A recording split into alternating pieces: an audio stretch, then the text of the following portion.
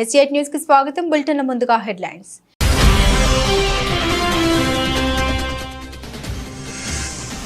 జర్నలిస్టులను ఉద్దేశించి సీఎం రేవంత్ రెడ్డి ఆసక్తికర వ్యాఖ్యలు. తాను అందరికీ నచ్చుకపోవచ్చు, కానీ తన హోదాకైనా గౌరవం ఇవ్వాలి కదా అంటూ వ్యాఖ్య.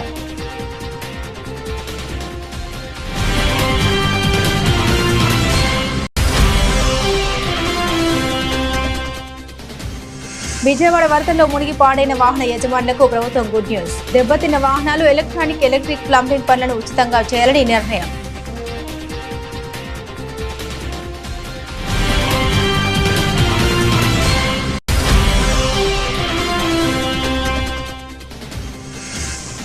హైదరాబాద్ సిపిగా బాధ్యతలు స్వీకరించిన సివి ఆనంద్. లా అండ్ ఆర్డర్పై కఠినంగా వ్యవహరిస్తామని స్పష్టం.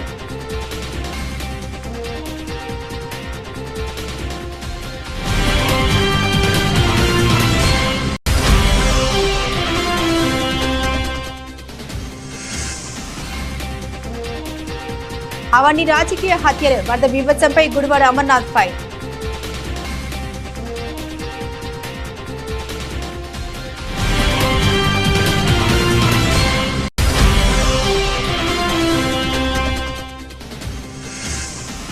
భారీ వర్షం బీభత్సం. ఉత్తర కోస్తా ఆంధ్రలో రెడ్ అలర్ట్. బంగాళాఖాతంలో అల్పపీడనంతో భారీ వర్షాలు పడే అవకాశం ఉందన్న వాతావరణ శాఖ.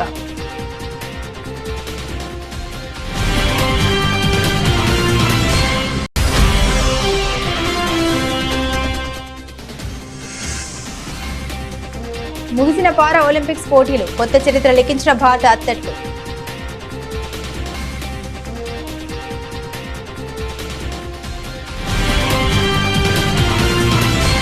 ఇక వివరాలకు వెళ్తే ప్రజాకవి పద్మ విభూషణ్ కాళోజీ నారాయణరావు జయంతి సందర్భంగా ఆయన చిత్రపటానికి సీఎం రేవంత్ రెడ్డి నివాళులర్పించారు. ఈ సందర్భంగా సీఎం మాట్లాడుతూ బతుకంతా తెలంగాణ కోసమే అర్పించిన అక్షర తపస్వి కాళోజీ అని కీర్తించారు. తెలంగాణ ఉద్యమంలో కాళోజీ స్ఫూర్తి ఇమిడి ఉందని పేర్కొన్నారు. తెలంగాణ రాష్ట్ర సాధన కోసం తాను బయలుదేరిన నాడు నిండు మనసుతో కాళోజీ దీవించారని గుర్తు చేసుకున్నారు.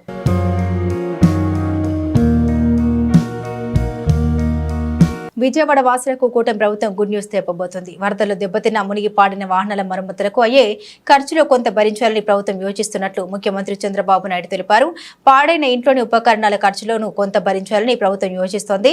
ప్రభుత్వ నిర్ణయంతో వేలాది మందికి లబ్ధి జరగనుంది. గత రాత్రి విజయవాడ కలెక్టరేట్లో చంద్రబాబు మీడియాతో మాట్లాడారు. ఈ విషయాన్ని వెల్లడించారు. వరదల కారణంగా బైక్లు, ఆటోలు, కార్లు పెద్ద ఎత్తున దెబ్బతిన్నాయి. వీటిలో కొన్నింటికి బీమా ఉండగా బీమా లేని వాహనాలు కూడా పెద్ద సంఖ్యలో ఉన్నాయి. అసలు వరదలతో సర్వం కోల్పోయిన బాధితులు ఇది అదనపు ఖర్చు కానుంది. ఈ నేపథ్యంలో ప్రభుత్వం ముందుకొచ్చి మరమ్మతులు చేయించి ఇవ్వాలని నిర్ణయించింది. రిపేర్కు తక్కువ మొత్తం అయితే ప్రభుత్వమే భరించాలని, ఎక్కువ అయితే మాత్రం కొంత వాటి యజమానులు కూడా భరించేలా ప్రణాళిక సిద్ధం చేస్తుంది. మరమ్మత్తు పనుల కోసం ఆయా వాహన తయారీదారులతో సంప్రదింపులు జరుపుతుంది. అలాగే వారి వద్ద సిఎస్ఆర్ నిధులు ఉంటాయి కాబట్టి వాటితో ఉచితంగా మరమ్మతులు చేసి ఇవ్వాలని కోరుతుంది. మా ఉద్దేశం ఎన్యూమరేషన్కి వెళ్తున్నాం. అయితే ఎన్యూమరేషన్కి వెళ్లే మునుపు ఇంకొక మేజర్ వర్క్ మాకు అనిపించేది ఏంటంటే స్కూటర్లు కానీ, మోటార్ బైక్స్ కానీ, ఆటోలు కానీ, కార్లు కానీ ఇన్సూరెన్స్ చేసినట్టు కొంత ఇన్సూరెన్స్ క్లెయిమ్ చేయించడం, ఇన్సూరెన్స్ కానట్టు కూడా చెడిపోవడం. ఇప్పుడు ఇవన్నీ రిపేర్ చేయించడం ఒక పెద్ద ఎక్సర్సైజ్. ఇది కాకుండా మొత్తం చాలా మందికి ఎలక్ట్రానిక్ ఐటమ్స్ ఉన్నాయి ఇండ్లలో. ఎలక్ట్రానిక్ ఐటమ్స్, ఒక టెలివిజన్, ఒక రెఫ్రిజిరేటర్, ఒక washing machine, air conditioner, laptop, desktop, microwave oven, mixie, grinder, cooker, gas stove, water purifier, చిన్ని, ఇలాంటి చాలా ఉన్నాయి. ఇవన్నీ కూడా రిపేర్లు చేయించాలి.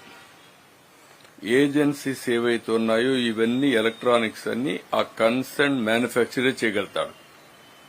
వాళ్ళ ప్రిస్క్రైబ్డ్ మెయింటెనెన్స్ ఇంజనీర్లే ఉంటారు, ఆ వర్కర్స్ ఉంటారు. వాళ్ళందరితో మాట్లాడుతున్నాం. ఇంకొక పక్కన పెద్ద ఎత్తున ఈరోజు చాలా కార్యక్రమాలు. ఈరోజు మీరు చూస్తే ఒక ఎలక్ట్రికల్ ఉన్నాయి, కొన్ని సాచెట్స్ ఇలాంటివన్నీ ఇదే అయిపోవడం.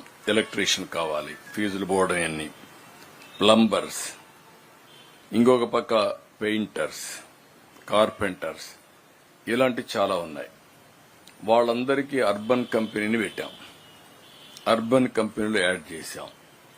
మేము వీళ్ళందరినీ అవైలబిలిటీలో పెట్టాం.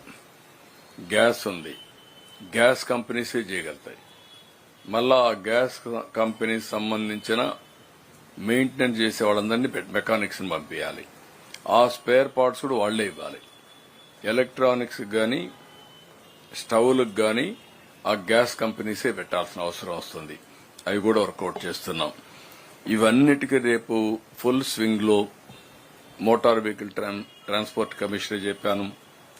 కొన్ని వాళ్లకు ఎక్కడైతే ఆ కంపెనీ ఆథరైజ్డ్ డీలరే ఉంటాడు, ఆథరైజ్డ్ మెకానిక్ దగ్గర పోతేనే క్లెయిమ్స్ వస్తాయి. కొన్ని వీళ్లకు నమ్మకం ఉండే వ్యక్తులున్నారు. వాళ్లకు నమ్మకం ఉండే వ్యక్తిని ఇస్తే వాళ్ళు గ్యారంటీ ఇస్తారు. గవర్నమెంట్ ఏ విధంగా వాళ్ళకి సబ్సిడీ పే చేయాలో కూడా ఆలోచిస్తున్నాను. తెలంగాణ ముఖ్యమంత్రి రేవంత్ రెడ్డి హైదరాబాద్ రవీంద్ర భారతిలో జరిగిన కార్యక్రమంలో జర్నలిస్టులకు ఇళ్ల స్థలాలు పట్టాలు పంపిణీ చేశారు. ఈ సందర్భంగా ఆయన తన ప్రసంగంలో జర్నలిస్టులను ఉద్దేశించి ఆసక్తికర వ్యాఖ్యలు చేశారు. ఓ వ్యక్తిగా నేను మీకు నచ్చకపోవచ్చు, కానీ రేవంత్ రెడ్డి తెలంగాణ రాష్ట్రానికి ముఖ్యమంత్రి, చీఫ్ మినిస్టర్ అనేది ఒక గౌరవప్రదమైన హోదా. ఆ హోదాలో ఉన్న వ్యక్తి మీకు నచ్చవచ్చు, నచ్చకపోవచ్చు.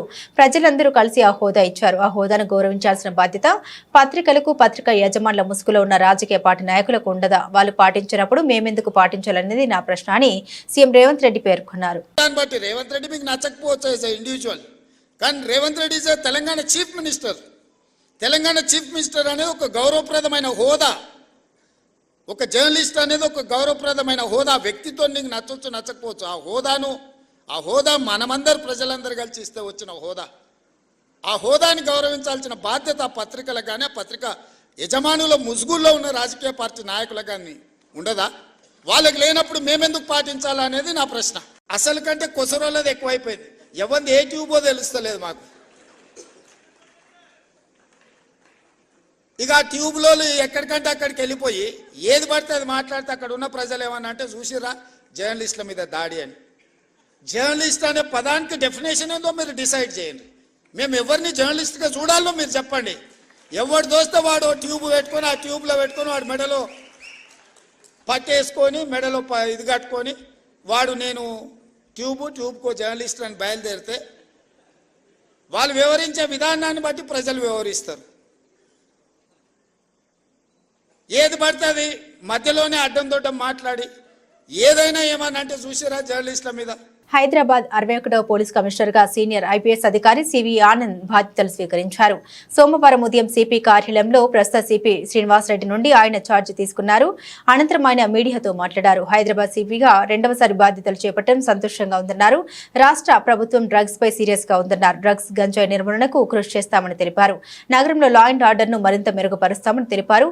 ఫ్రెండ్లీ పోలీసింగ్ అనేది పోలీస్ డిపార్ట్మెంట్ లో ఒక భాగమని వెల్లడించారు. ప్రజలతో ఫ్రెండ్లీ పోలీసింగ్ ఉంటుందని, క్రిమినల్స్ పై ఉక్కుపాదం మోపుతామన్నారు. వినాయక నిమజ్జనం చాలా కీలకమైన అంశమని చెప్పారు.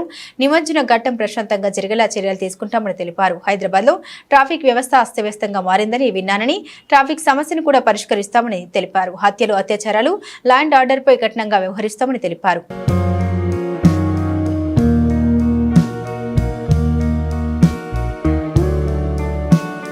ఎన్నికల్లో ప్రజలకు ఇచ్చిన హామీలను అమలు చేయకపోవడం పట్ల ప్రజల్లో వస్తున్న వ్యతిరేకతను దారి మళ్లించేందుకు హైడ్రా పేరుతో కాంగ్రెస్ ప్రభుత్వం హైడ్రా అమలాడుతోందని కేంద్ర హోంశాఖ సహాయ మంత్రి మండిపడ్డారు. కరీంనగర్ జిల్లా బీజేపీ శాఖ ఆధ్వర్యంలో నిర్వహించిన సభ్యత్వ నమోదు కార్యక్రమంలో బండి సంజయ్ పాల్గొన్నారు. దేశం కోసం, సమాజం కోసం పనిచేసే ఏకైక పార్టీ బీజేపీ మాత్రమేనని, 18 కోట్ల సభ్యత్వ నమోదు చేసి ప్రపంచ రికార్డు సృష్టించిన పార్టీ బీజేపీ అని తెలిపారు. ఈసారి మరో 10 కోట్ల మందిని సభ్యులుగా చేర్చాలని హైకమాండ్ నిర్ణయించిందని అన్నారు. గత కొద్ది రోజులుగా హైడ్రా వ్యవహరిస్తున్న తీరును చూస్తుంటే విశ్వాసం పోతుందన్నారు. సామాన్యుల్ని కూడా ఇబ్బంది పెడుతున్నారని ఆగ్రహం వ్యక్తం చేశారు. కాంగ్రెస్ పార్టీ ఇచ్చిన హామీ నెరవేర్చలే. ఇలా భరోసా, రైతు భరోసా మీద గాని, రుణమాఫీ మీద గాని, ఇవాళ బోనస్ విషయంలో గాని ఇలా ఎక్కడ కూడా కాంగ్రెస్ పార్టీ 2,500 రూపాయలు మహిళలకు ఇస్తున్నారు, తులం బంగారం ఇస్తున్నారు, స్కూటీలు ఇస్తున్నారు, నోటిఫికేషన్ ఇస్తున్నారు, ఆసరా పెన్షన్స్ ఇస్తున్నారు, రేషన్ కార్డు ఇస్తున్నారు. ఇవి ఇవ్వకుండా ఈ అన్ని దృష్టి మళ్లించడానికి హైడ్రాని స్టార్ట్ చేశారు. హైడ్రా పెద్దోళ్ళని కొట్టడానికి మేము వ్యతిరేకం కానే కాదు, కానీ పేదలకు కొట్టే ముందు ఆలోచన. టీవీ చూస్తుంటే ఏడుస్తారు ఒక్కొక్కరు వచ్చి పేదలు. కిరాయికున్నోని కనీసం నోటీస్ ఇవ్వకుండా కిరాయికున్నలను, కిరాయికి ఏం చెప్పనా, ఇక కిరాయికున్న పర్మిషన్ ఉందా, ఇది హైడ్రాలు వస్తుందా, ఇది చెరువులు ఉన్నదా, ఇది నిషేధ ప్రాంతంలో కట్టినా కిరాయి తీసుకుంటాడా? కిరాయాలు. అరే నువ్వు ఓనర్ కొట్టు, ఎవరితో పైసలు కొట్టు, ఎవరిద్దరు పెద్దలు మొత్తం వద్దాం ఏమన్నా. కిరాయికున్నోళ్ళు ఈ షాప్ లో సామాన్ ఉంటే అర్ధరాత్రి వచ్చి జేసీబీతో కొడుతుండే ఏడుతున్నారు. నేను పెట్రోల్ పట్టుకున్నారు. నేను కిరాయి ఏం పాపం చేసిన కిరాయి ఏడుస్తాడు, ఇల్లు చేస్తాడు. నువ్వు చెప్పవుతారు ఖాళీ చేయమని చెప్పు, ఖాళీ చేస్తారు. ఖాళీ చేసుకునే అవకాశమే. వాడు పొట్ట కూటి కోసం వ్యాపారం చేసుకుంటే అర్ధరాత్రి వచ్చి కిరాయాలను ఇలా జేసీబీలో కొడితే ఇదెక్కడ హైడ్రా మీద మంచి విశ్వాసం పోతుంది. ఇలా ప్రభుత్వం వ్యవహారాల వల్ల మొన్నటి వరకు హైడ్రాకు సపోర్ట్ చేసే వాళ్ళు కూడా వ్యతిరేకించే పరిస్థితి ప్రభుత్వమే కొన్ని తీసుకునేది. వాళ్ళ నేను సపోర్ట్ చేసిన హైడ్రాక్, ఇప్పుడు సపోర్ట్ చేసిన హైడ్రాక్ నేను. కానీ పెద్దోళ్ళు కొట్టు, కిరాయికున్న పేదలను కొడితే వాడు ఎక్కడ చూడాలి? అరే ఇల్లు జాగ్రత్త కొనేటప్పుడు, ఇల్లు కొనుక్కునేటప్పుడు ఏం చేస్తామన్నా, రిజిస్ట్రేషన్ డాక్యుమెంట్స్ ఉన్నాయా? వాళ్ళకు ఉన్నాయి. లింక్ డాక్యుమెంట్స్ ఉన్నాయా? వాళ్ళకు ఉన్నాయి. మున్సిపల్ గ్రామ పంచాయతీ పర్మిషన్ ఉందా? వాళ్ళకు ఉంది. ఓనర్షిప్ సర్టిఫికేట్ ఉందా? ఉంది. హౌస్ నంబర్ ఉందా? ఉంది. మీటర్ ఉందా? ఉంది. కరెంటు బిల్లు అది ఉందా? ఉంది. ట్యాప్ కనెక్షన్ అన్ని ఉన్నాయి. బిల్లు కడుతున్నారు. ప్రభుత్వం తీసుకుంటున్నారు. పర్మిషన్ ఇచ్చిన ఏం చేయవు నువ్వు. పెద్ద పెద్ద బిల్లు వేసి వెళ్ళిపోవు. ఒక్కరి ఊడబట్టి మొత్తం సినిమా చూపడుతున్నావు. ఇలా పేదలకు కొట్టే పరిస్థితి వచ్చింది ఇవాళ. కాబట్టి హైడ్రా పేరు చెప్పి రుణమాఫీ గురించి మాట్లాడే పరిస్థితి లేదు ఇవాళ. చర్చ లేదు ఇవాళ. పేపర్ రాస్తావే, టీవీ చూపోతావు. రుణమాఫీ వేది, రైతు భరోసా వేది. ఒక పార్టీ బీఫామ్ తో ఎన్నికల్లో పోటీ చేసి గెలిచాక మరో పార్టీలోకి జంప్ అయిన ఎమ్మెల్యేలపై చర్యలు తీసుకోవాల్సిందేనని తెలంగాణ హైకోర్టు తేల్చి చెప్పింది. తెలంగాణలో బీఆర్ఎస్ టికెట్ తో గెలిచి కాంగ్రెస్ లో చేరిన ఎమ్మెల్యేలకు షాక్ ఇచ్చింది. వారిపై దాఖలైన అనర్హత పిటిషన్లపై చర్యలు ఎప్పుడు తీసుకుంటారో చెప్పాలని తెలంగాణ స్పీకర్ గడ్డం ప్రసాద్ కుమార్ ప్రశ్నించింది. ఈ ప్రాసెస్ కు సంబంధించిన షెడ్యూల్ ను విడుదల చేయాలని ఆదేశించింది. ఎమ్మెల్యేలపై దాఖలైన అనర్హత పిటిషన్లను స్పీకర్ ముందుంచాలని అసెంబ్లీ సెక్రటరీకి ఆదేశాలు జారీ చేసింది. ఆ పిటిషన్లను పరిశీలించి వాటి విచారణకు సంబంధించిన షెడ్యూల్ విడుదల చేయాలని స్పీకర్ కు సూచించింది. సదరు ఎమ్మెల్యేలకు నోటీసులు ఎప్పుడు జారీ చేస్తారు, వాదనలు ఎప్పుడు వింటారు, ప్రొసీడింగ్స్ ఎప్పటిలోగా పూర్తి చేస్తారు తదితర వివరాలన్నీ ఈ షెడ్యూల్లో పేర్కొనాలని హైకోర్టు స్పష్టం చేసింది. ఇందుకు 4 వారాల గడువు ఇచ్చింది. అప్పటికి షెడ్యూల్ విడుదల చేయకుంటే ఈ కేసును సుమోటోగా విచారణకు స్వీకరిస్తామని హెచ్చరించింది. 9 నెలల కాంగ్రెస్ పాలన ఏమాత్రం అర్థం పర్థం లేకుండా సాగిందని, ముఖ్యమంత్రి మంత్రుల మధ్య సమన్వయం లేదని మాజీ మంత్రి ఎమ్మెల్యే జగదీష్ రెడ్డి అన్నారు. ఆయన సూర్యాపేట క్యాంపు కార్యాలయంలో మీడియాతో మాట్లాడారు.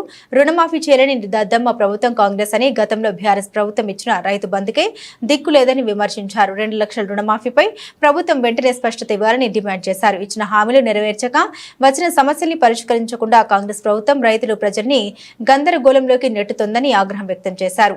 49,000 కోట్లు రుణమాఫీ చేస్తామని చెప్పి 31,000 కోట్లకు కుదించి చివరకు బడ్జెట్ లో 26,000 కోట్లు కేటాయించి 18,000 కోట్లు విడుదల చేసి రైతులకు 10,000 కోట్లు మాత్రమే మాఫీ చేసిందని ఫైర్ అయ్యారు. వీళ్ళకి ఎవరికి సోయి లేదు. ఎవరి వాడు వ్యక్తిగత సంపాదనలు పడ్డారు.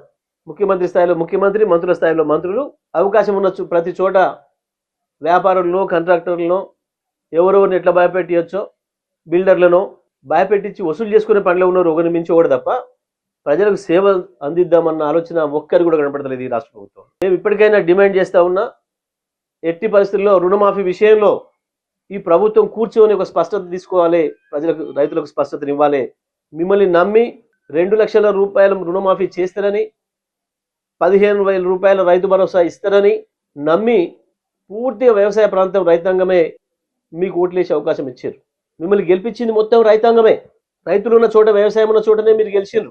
కానీ అదే రైతులకు నెత్తిన టోపీ పెట్టడమే కాకుండా ఇప్పటికీ కూడా రకరకాల మాటలు చెప్తూ మోసం చేస్తూ కాలం గడుపుతున్నారు.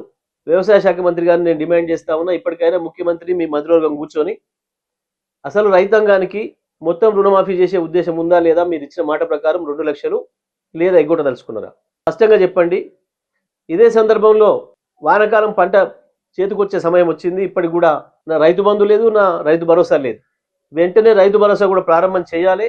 రైతాంగం అప్పులు తీసుకొచ్చి పెట్టి ఇబ్బందులు పడుతున్నారు. ఒకవైపు సూర్యాపేట, ఖమ్మం, భద్రాద్రి కొత్తగూడెం, మహబూబాద్, నర్సంపేట, ములుగు, ఇంకా ఇతర జిల్లాల్లో, ఆదిలాబాద్, ఇతర జిల్లాలలో కూడా చాలా చోట్ల లక్షలాది ఎకరాలు పంట పొలాలు నాశనమైనాయి. వరిచేలు కావచ్చు, పత్తి కావచ్చు, మిర్చి కావచ్చు, ఇతర పంటలు కూడా. ఒకవైపు ఏం ప్రభుత్వం ఇవ్వాల్సిన పెట్టుబడి సాయం ఇవ్వలేదు, రైతులు సొంతంగా తీసుకొచ్చి పెట్టిండ్రు. ఇప్పటికీ కూడా ఆ రైతాంగం వర్షాలతో దెబ్బతిన్నది, కానీ ప్రభుత్వానికి మాత్రం నిమ్మకు నీరెత్తినట్టు లేదు. వెంటనే రైతు భరోసా కూడా ప్రారంభం చేయాలని చెప్పి బీఆర్ఎస్ పార్టీ మేము డిమాండ్ చేస్తున్నాం. విజయవాడలో వరద బీభత్సానికి ముమ్మాటికి ప్రభుత్వ వైఫల్యమే కారణమని మాజీ మంత్రి గుడివాడ అమర్నాథ్ ఆరోపించారు. వరదల కారణంగా 45 మంది ప్రాణాలు కోల్పోయారని తెలిపారు. వీటన్నింటినీ రాజకీయ హత్యలుగానే పరిగణిస్తున్నామని పేర్కొన్నారు. విశాఖపట్నంలో సోమవారం ఏర్పాటు చేసిన మీడియా సమావేశంలో గుడివాడ అమర్నాథ్ మాట్లాడారు. రాష్ట్రం నడి ఒడ్డున విజయవాడ ప్రాంతంలో అంత వరద వస్తుంటే అసలు ప్రభుత్వం ఏం చేస్తుందని ప్రశ్నించారు. విజయవాడ వరద సమయంలో ప్రభుత్వం వ్యవహరించిన తీరు చాలా బాధాకరమని మాజీ మంత్రి గుడివాడ అమర్నాథ్ తెలిపారు. వరదల సమయంలో ప్రజల అవస్థల్ని పక్కన పెట్టి పూటకో ప్రెస్ మీట్ పెట్టి ఈ విపత్తును పబ్లిసిటీకి చంద్రబాబు వాడుకున్నారని ఆగ్రహం వ్యక్తం చేశారు. చంద్రబాబుకు పబ్లిసిటీ మీద ఉన్న శ్రద్ధ ప్రజల ప్రాణాలను రక్షించడం లేదని మండిపడ్డారు. బుడమేరు కాల్వ నుండి వరద వస్తుందని తెలిసి కూడా హెచ్చరికలు లెక్క చేయలేదని తెలిపారు. 20 గంటల ముందు వరద వస్తుందని తెలిసి కూడా తాము స్పందించలేదని మరికొంతమంది అధికారులు చెప్పారన్నారు. ఇంత పెద్ద ఎత్తున వరద వచ్చి ఎన్ని వేల క్యూసెక్లు నీరు వస్తున్నటువంటి సందర్భంలో మీకు ముందుగానే తెలిసి కనీసం ప్రజల్ని రక్షించాల్సినటువంటి బాధ్యత మీకు లేకపోవడం అనేటువంటిది ఎంతవరకు సమంజసం? ఏదైనా తెలియక ఎవరన్నా ప్రాణాలు పోతేనో, తెలియక ఎవరన్నా ప్రాణం వదిలేస్తేనో అది ప్రమాదంగానే చూస్తాం మనం. కానీ తెలిసి ప్రాణాలు పోయాయి, డెఫినెట్ గా ప్రభుత్వ హత్యలు మాత్రమే అనేటువంటి విషయాన్ని ఈ సందర్భంగా చెప్పక తప్పదు. విజయవాడ నడిబొడ్డున 45 మంది ప్రాణాలు, వాస్తవానికి వరదల్లో కొట్టుకుపోయినటువంటి ప్రాణాలు కొన్ని అయితే, కొంతమందికి నీరు అందక, కొంతమందికి మెడిసిన్స్ అందక, కొంతమందికి వైద్యం అందక చనిపోయినటువంటి వారు కొంతమంది. ఎంతవరకు సమంజసం? దీనికి సంబంధించి ప్రశ్నల దీని గురించి ఏదైనా అడిగితే దానికి సమాధానం చెప్పరు. మళ్ళీ తిరిగి వైఎస్ఆర్ కాంగ్రెస్ పార్టీ మీద ఏదో రకంగా రోజుకొక డైవర్షన్ పాలిటిక్స్ చేసి వైఎస్ఆర్ కాంగ్రెస్ పార్టీ నాయకులు పడవలు వదిలేశారు, పడవలతో బ్యారేజీని డ్యామేజ్ చేద్దాం అనుకున్నారు. ఈ రకమైనటువంటి దుష్ప్రచారాలు చేయడం. అనంతపురం జిల్లా ఉరవకొండ నియోజకవర్గంలోని కొనకండ్ల గ్రామంలో ప్రజలు తాగునీటి కోసం రోడ్డెక్కారు. తమ గ్రామంలో త్రాగునీటిని సమస్యను పరిష్కరించే వరకు ఆందోళన విరమించేది లేదంటూ రోడ్డుకు అడ్డంగా ట్యాంకర్లు పెట్టి రాస్తారోకో నిర్వహించారు. జిల్లా వ్యాప్తంగా శ్రీ సత్యసాయి శ్రీ రామరెడ్డి తాగునీటి పథకం ఉద్యోగులు 20 రోజుల నుండి ఆందోళన చేపట్టినా ప్రభుత్వం పట్టించుకోకపోవడంతో నీటి పంపింగ్ నిలిపివేసి ఆందోళనకు వెళ్లారు. దీంతో దాదాపుగా అన్ని గ్రామాల ప్రజలు తాగునీరు లేక తీవ్ర ఇబ్బందులు పాలవుతున్నారు.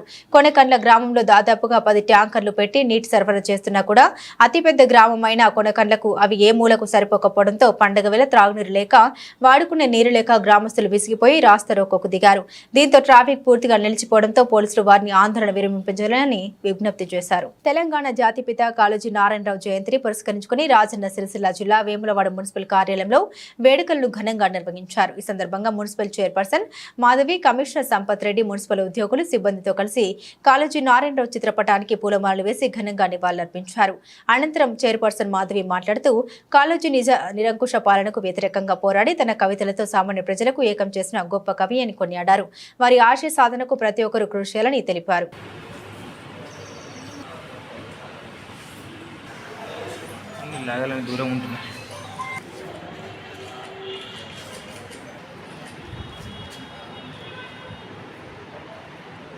ఈరోజు కాళోజీ నారాయణరావు గారి జయంతిని పురస్కరించుకొని మున్సిపల్ కార్యాలయంలో వారికి నివాళులు అర్పించడం జరిగింది.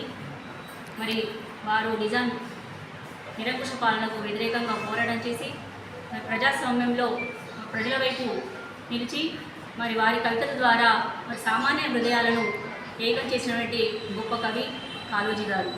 అంతేకాకుండా ప్రత్యేక రాష్ట్ర సాధన కోసం మరి వారి కవితలు ఎంతగానో ప్రభావితం చేశాయి. మరి పుట్టుకనేది, చావునిది, బతుకంత దేశానికి అని రాయటమే కాదు, వారు ఆ మాటలను పూర్తి సార్థకత ఇచ్చినటువంటి గొప్ప కవి కాళోజీ నారాయణరావు గారు. మరి ఈ విధంగా మరి గత ప్రభుత్వ హయాంలోనే ఇటువంటి కవులను, కళాకారులను, స్వాతంత్ర సమర యోధుల జయంతులను, వర్ధంతులను మరి అధికారంగా నిర్వహించుకోవడం చాలా గొప్ప విషయం. మరి ఈరోజు కూడా మరి ఈ విధంగా నిర్వహించుకోవడం చాలా శుభపరిణామం. అంతేకాకుండా మరి వారి కవితలను, వారి ఆశయ సాధనకు ప్రతి ఒక్కరు కూడా యువత నడుచుకున్న సందర్భంగా తెలియజేసుకుంటూ మరి కార్యక్రమంలో పాల్గొంచుకున్న పెద్దలందరూ కూడా ప్రత్యేకమైన ధన్యవాదాలు. మున్సిపల్ స్టాఫ్కి, గౌరవ కమిషనర్ గారికి, సిబ్బంది అందరూ కూడా ధన్యవాదాలు తెలియజేస్తాము. పెద్దపల్లి జిల్లా కేంద్రంలో తెలంగాణ ఉద్యమకారుల ఫోరం యాత్ర పెద్దపల్లి కలెక్టరేట్ నుండి అమరవీరుల స్తూపం వరకు జిల్లా పరిసర ప్రాంతాల్లో ఉన్నటువంటి ఉద్యమకారులు హాజరై బైక్ ర్యాలీ వాహన ర్యాలీతో జై తెలంగాణ నినాదాలతో మారుమోగాయి. ఈ యాత్రకు తెలంగాణ ఉద్యమకారుల ఫోరం రాష్ట్ర చైర్మన్ డాక్టర్ సీమా శ్రీనివాస్, జిల్లా చైర్మన్ గుండెటి ఐలయ్య యాదవ్ పాల్గొన్నారు. ఈ సందర్భంగా రాష్ట్ర చైర్మన్ మాట్లాడారు. తెలంగాణ ఉద్యమకారుల యొక్క ఆర్థిక స్థితిగతులు, సామాజిక స్థితిగతులపై కాంగ్రెస్ పార్టీకి పూర్తి అవగాహన ఉంది కనుక గ్రహించి తెలంగాణ ఉద్యమకారులకు ఆత్మగౌరవం కోసం కాంగ్రెస్ పార్టీ మేనిఫెస్టోలో పెట్టిన విధంగా ప్రతి తెలంగాణ ఉద్యమకారునికి 250 గజాల భూమితో మరియు ఉద్యమకారుల ఆత్మగౌరవం ప్రభుత్వం త్వరగా నిర్ణయం తీసుకోవాలని కోరడం జరిగింది. అలాగే ఉద్యమకారుల సంక్షేమానికి వారికి ప్రతి నెల పెన్షన్ విధానాన్ని ప్రవేశపెట్టాలి రాష్ట్ర ప్రభుత్వం కోరారు. ఈ కార్యక్రమంలో తెలంగాణ ఉద్యమకారులు పాల్గొన్నారు. ఎన్ని చిత్రహింసలు పెట్టినా మొక్కవని ధైర్యంతో పోరాటం చేసి జవాబిచ్చుకుంటా మేము ఉద్యమం చేసి తెలంగాణ రాష్ట్ర ఏర్పాటులో క్రియాశీలక పాత్ర పోషించిన బిడ్డలం మేము. 10 సంవత్సరాల అధికారం కోసం పనిచేసిన బిడ్డలం మేము. కానీ గత ప్రభుత్వం ఏనాడుసులో ఉద్యమకారులు పట్టించుకున్న పాపన పోలేదు. మా సీమశీలన్న అనేక జిల్లాలు తిరిగి ఒక్కొక్క ఉద్యమకారుని పోగు చేసి 100,000 తయారు చేసిన తర్వాత అప్పటి పిసిసి అధ్యక్షులు యనమల రేవంత్ రెడ్డి గారు సీలన్నను పిలిచి, అన్న మీ కష్టం ఎట్లున్నదో మా పార్టీ మా పరిస్థితి గట్లనే ఉంది, మీ ఉద్యమకారులంతా మాకు సపోర్ట్ ఇచ్చి పనిచేసినట్టయితే, మేము అధికారంలోకి వచ్చినట్టయితే మీకు ప్రతి ఉద్యమకారునికి 250 గదాల ఇంటి స్థలం ఇస్తామని చెప్పినందుకు మరి కాంగ్రెస్ ప్రభుత్వం కోసం మా సీనన్న ఒక్కడే చెప్పిండు. మాకు జిల్లాలు ఏకమై మరి అనేక మంది మనం ఎమ్మెల్యేలను ఎంపీలను కమిట్మెంట్గా గెలిపించుకున్నట్టయితే మన ఉద్యమకారులకు రాష్ట్ర ప్రభుత్వం మరి గుర్తిస్తూ గౌరవిస్తుందని చెప్పిన సందర్భంగా ఆనాడు ధైర్యంతో మొక్కమని ధైర్యంతో మరి ఎంపీలు ఎమ్మెల్యేలను గెలిపించిన బిడ్డలం మేము. మరి ఆనాడు నువ్వు ఏదైతే ఎన్నికల మేనిఫెస్టోలో పెట్టినావో దాన్ని వెంటనే అమలు చేయాలని గౌరవ ముఖ్యమంత్రిని రాష్ట్ర ప్రభుత్వాన్ని కోరడం జరుగుతూ ఉంది. రేవంత్ రెడ్డి గారికి తొందరగా మీరు చేస్తారని నమ్మకం ఉంది, కానీ కొంచెం తొందరగా చేయండి అని రేవంత్ రెడ్డి గారికి గుర్తు చేయడం కోసమే ఉద్యమకారుల చైతన్య యాత్ర. ఈరోజు చూస్తే మీ అందరికీ తెలుసు, గత 6 సంవత్సరాల క్రితం మనం తెలంగాణ ఉద్యమకారుల ఫోరాన్ని ఏర్పాటు చేసుకోవడం జరిగింది. ఇదే పెద్దపల్లిలో ఈ అమరవీరుల స్తూపం దగ్గర మన ఐలన్న గారి, చంద్రకళనక్క గారి ఆధ్వర్యంలో ఇది 6వసారో 7వసారి మీరు రావటం. మొట్టమొదటిగా మన పిడికిల మందే ఉంటుంది. 6 సంవత్సరాల క్రితము మన నాయకుడు అన్న నాయకుడిని మనం చేసిన ముఖ్యమంత్రి కేసీఆర్ గారిని మీరు ఉద్యమకారుల నుంచి పట్టించుకోండి, ఉద్యమకారులు మరీ ముఖ్యంగా ఉద్యమం చేసి కుటుంబాలు గడవడం కష్టంగా ఉన్న ఉద్యమకారుల గురించి మీరు ఏమైనా చేయండి అని అడగడం కోసం 6 సంవత్సరాల క్రితం తెలంగాణ ఉద్యమకారుల ఫోరం ఏర్పాటు చేయడం జరిగింది. ఇదే ఆనందన్న గారి నాయకత్వంలో బోయినపల్లి వినోద్ కుమార్ గారు కానీ అధికారంలో అనేక మందిని 100 సార్లు కలిసి మరి వాళ్ళేమో మేము చేద్దాం అనుకుంటున్నాం, కానీ మరి మా నాయకుడు ఏమో పట్టించుకోవట్లేదు. ఉద్యమకారులు అంటే ఆయనకు కోపం వస్తుంది.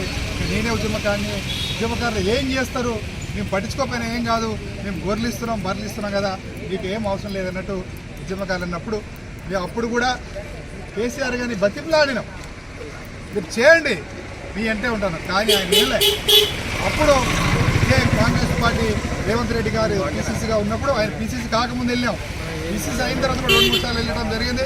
బంగాళాఖాతంలో ఏర్పడిన అల్పపీడనం ప్రభావంతో ఉత్తర కోస్తా ఆంధ్ర, గోదావరి జిల్లాలో భారీ వర్షాలు కురుస్తున్న విషయం తెలిసిందే. దీంతో లోతట్టు ప్రాంతాలు జలమయమై రోడ్డు రవాణాకు అంతరాయం కలుగుతుంది. ఉమ్మడి జిల్లాలైన విశాఖపట్నం, విజయనగరం, శ్రీకాకుళం, తూర్పు గోదావరి, పశ్చిమ గోదావరి జిల్లాలో వరుసగా 2వ రోజు సోమవారం కూడా ఎడతెరిపిలేని వర్షం కురుస్తోంది. దీంతో భారీగా వరద నీరు పోటెత్తి రోడ్లు, పొలాలు నీట మునిగాయి. ఎగువ ప్రాంతాల నుండి భారీ ఎత్తున వస్తున్న వరద నీరు కారణంగా వాగులు పొంగి పొర్లుతున్నాయి. దాంతో లోతట్టు ప్రాంతాలు పూర్తిగా జలమయమయ్యాయి. డజన్ల కొద్ది గ్రామాలకు రాకపోకలు నిలిచిపోయాయి. ఈ నేపథ్యంలో మరింతగా వర్షాలు కురిసే అవకాశం ఉందని పలు జిల్లాలకు పోటు మెటియోలాజికల్ కార్యాలయం రెడ్ అలర్ట్ జారీ చేసింది. దాంతో అధికారులు ఆయా జిల్లాల్లోని విద్యా సంస్థలకు సెలవును ప్రకటించారు. ఈ మేరకు శ్రీకాకుళం, పార్వతీపురం, మన్యం, అల్లూరి సీతారామరాజు, విశాఖపట్నం, అనకాపల్లి, కాకినాడ కలెక్టర్లు ఆదేశాలు జారీ చేశారు. మరోవైపు అల్లూరి సీతారామరాజు జిల్లాలో భారీ వర్షం కారణంగా కొండ చర్యలు విరిగిపడే ప్రమాదం ఉన్నందున ఘాట్ రోడ్డును అధికారులు మూసివేశారు. కాగా శ్రీకాకుళంలో వరదల్లో మినీ వ్యాన్ కొట్టుకుపోగా స్థానికులు వాహనం డ్రైవర్ను రక్షించారు. మంచిర్యాల జిల్లా బెల్లంపల్లి నియోజకవర్గం Bellampalli Godavari water scheme point ను సందర్శించారు. బెల్లంపల్లి ఎమ్మెల్యే గడ్డం వినోద్ వెంకటస్వామి బెల్లంపల్లి ప్రజల చిరకాల కోరిక అయిన గోదావరి వాటర్ స్కీమ్ పాయింట్ ను సందర్శించిన ఎమ్మెల్యే గడ్డం వినోద్ వెంకటస్వామి ఎల్లంపల్లి నుండి బెల్లంపల్లి వరకు వాటర్ సప్లై ఎలా చేయాలని అధికారులను అడిగి తెలుసుకున్నారు. ఈ సందర్భంగా ఎమ్మెల్యే మాట్లాడుతూ ఎన్నికల్లో బెల్లంపల్లి ప్రజలు త్రాగునీరు గోదావరి నుండి కాకుండా ఆడా ప్రాజెక్టు వాటర్ సప్లై చేయడం వల్ల రోగాల బారిన పడుతున్నామని చెప్పడంతో ప్రజలు గోదావరి వాటర్ వచ్చే విధంగా కృషి చేస్తామని చేస్తామని చెప్పాము. అదేవిధంగా బెల్లంపల్లి ప్రజల కోరిక నెరవేరబోతుంది. సాధ్యమైనంత తొందరగా గోదావరి వాటర్ సప్లైకి అన్ని ఏర్పాట్లు స్థాయిలో జరుగుతున్నాయి. ప్రజలకు ఇచ్చిన మాట ప్రకారం ఎలాంటి సమస్యలు తలెత్తకుండా వీలైనంత త్వరగా గోదావరి వాటర్ సప్లై చేయాలని అధికారులకు సూచించారు. గణేష్ నవరాత్రి ఉత్సవాల్లో భాగంగా మేడ్చల్ జిల్లాలో ఏర్పాటు చేసిన ఓ వినాయక మండపంలో దొంగతనం జరిగింది. 5 యువకులు అర్ధరాత్రి మండపంలోకి ప్రవేశించి బొజ్జు గణపయ్య చేతిలోని లడ్డును ఎత్తుకెళ్లారు. దీనిపై మండప నిర్వాహకుల ఫిర్యాదుతో పోలీసులు కేసు నమోదు చేసుకుని విచారణ చేపట్టారు. మేడ్చల్ జిల్లా కీసర్లోని సిద్ధార్థ కాలనీ వాసులు వినాయక మండపం ఏర్పాటు చేసి గణపతిని ప్రతిష్ఠించారు. ఆదివారం రాత్రి రోజువారీ పూజలు భజనలు చేశాక భక్తులతో పాటు నిర్వాహకులు కూడా ఇళ్లకు వెళ్లిపోయారు. మండపంలోని వినాయకుడి విగ్రహానికి ఓ పరదా వేశారు. అర్ధరాత్రి ప్రాంతంలో 5 యువకులు అక్కడికి చేరుకుని మండపంలోకి వెళ్లారు. యువకుడు లోపలికి వెళ్లి వినాయకుడి చేతిలో ఉంచిన లడ్డును కాజేశాడు. లడ్డును తీసుకుని యువకులు అక్కడి నుండి వెళ్లిపోయారు. ఇదంతా అక్కడ అమర్చిన సీసీటీవీ కెమెరాలో రికార్డ్ అయింది. తెల్లవారి మండపం దగ్గరికి వచ్చిన నిర్వాహకులు వినాయకుడి చేతిలో లడ్డు మాయమవడం గుర్తించి సీసీటీవీ ఫుటేజ్ లో చెక్ చేశారు. దీంతో యువకులు చేసిన దొంగతనం బయటపడింది. ఈ చోరీ ఘటనపై వినాయక మండప నిర్వాహకులు పోలీసులకు ఫిర్యాదు చేశారు. కాకినాడ జిల్లా ఏదో ప్రాంతంలో ఎడతెరిపి లేకుండా కురుస్తున్న వర్షాల కారణంగా ఏలేరు నుండి 10,000 క్యూసెక్ల వరద నీటిని దిగువకు విడుదల చేయడంతో కిర్లంపూడి మండలం రాజుపాలెంలో ఏలేరు కాలువకు గండిపడింది. దీంతో పంట పొలాలు నీట మునిగాయి. కాలనీలోని ఇళ్లలోకి నీరు చేరింది. ఇప్పటికే 10,000 క్యూసెక్ల నీటిని దిగువకు విడుదల చేశారు. సాయంత్రానికి మరో 5,000 క్యూసెక్ల నీటిని విడుదల చేసే అవకాశం ఉంది. గండిని పూడ్చేందుకు అధికారులు ఇసుక మూటలను వేయిస్తున్నారు. కానీ నీటి ప్రవాహం ఎక్కువగా ఉండడంతో వేసిన మూటలు వేసినట్లే కొట్టుకుపోతున్నాయి. ఈ గండి వల్ల దాదాపు 300 ఎకరాలు పంట నీట మునిగింది.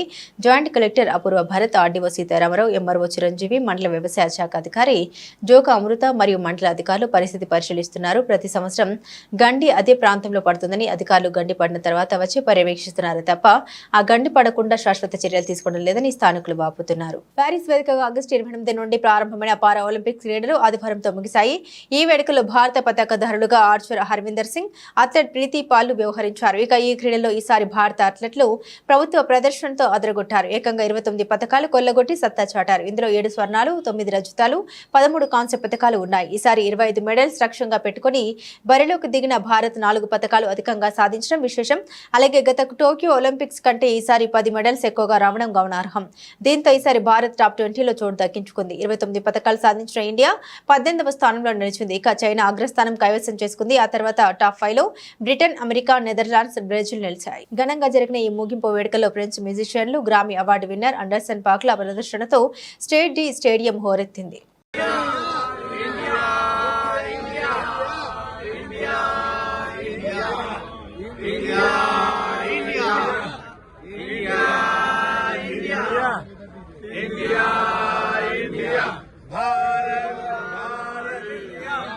బులెటిన్ ముగించే ముందు హెడ్లైన్స్ మరోసారి.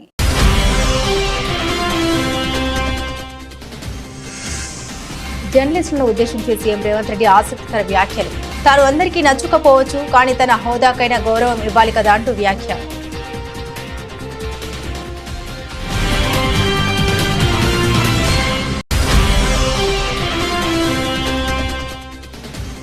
విజయవాడ వరదల్లో మునిగి పాడైన వాహన యజమానులకు ప్రభుత్వం గుడ్ న్యూస్. దెబ్బతిన్న వాహనాలు ఎలక్ట్రిక్ ప్లంబింగ్ పనులను ఉచితంగా చేయాలని నిర్ణయం.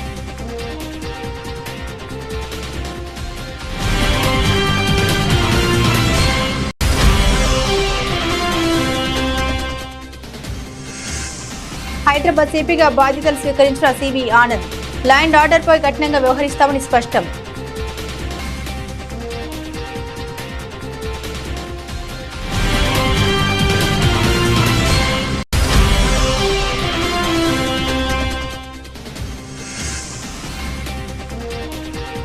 అవన్నీ రాజకీయ హత్యలు. వరద బీభత్సంపై గుడివాడ అమర్నాథ్ ఫైట్.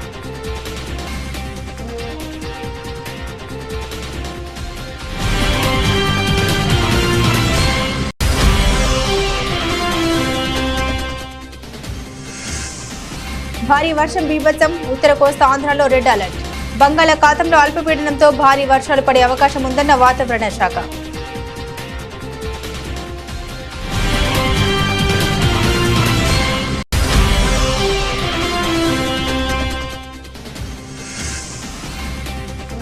ముగిసిన పారా ఒలింపిక్స్ పోటీలు. కొత్త చరిత్ర లిఖించిన భారత అథ్లెట్లు.